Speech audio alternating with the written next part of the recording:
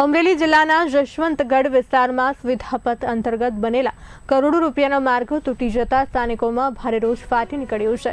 Jashwantgadh state highway સહિત ચિતલ લાતી બજાર અને સરમારિયા પ્લોટ વિસ્તારમાં બનેલા આશરે 7 કરોડના 3 આરસીસી રોડ માત્ર 6 થી 8 મહિનામાં જ તૂટી ગયા છે।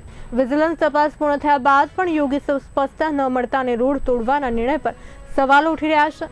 છેલ્લા 1.5 વર્ષથી સતત સમસ્યાનો સામનો કરતા સ્થાનિકોએ તંત્ર સામે નારાજગી વ્યક્ત કરી છે।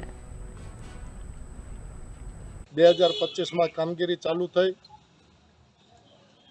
લગભગ 7 કરોડથી વધારેની રકમના 3 રોડ હતા।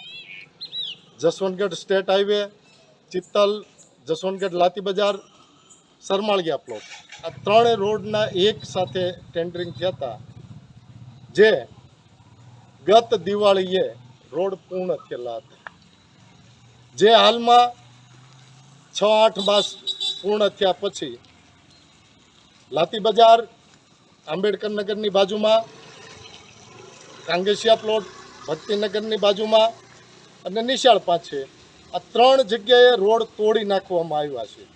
નવા બનેલા રોડ કયા કારણોસર તોડ્યા, કેવી રીતના તોડ્યા અને કોના હુકમથી તોડ્યા, આ ગામ છેલ્લા 1.5 વર્ષથી ખૂબ રોડ બાબતે હેરાન પરેશાન થાય છે। કોઈ પણ જાતની સૂચના વગર, ડ્રાઈવર્જન કાઢ્યા વગર મન ફાવે એવી રીતના કામગીરી ચાલી। કામગીરી પૂર્ણ થયા પછી 8 માસે કેવી રીતના પાછા તોડવામાં આવ્યા એની પાસે કોઈની પાસે જવાબ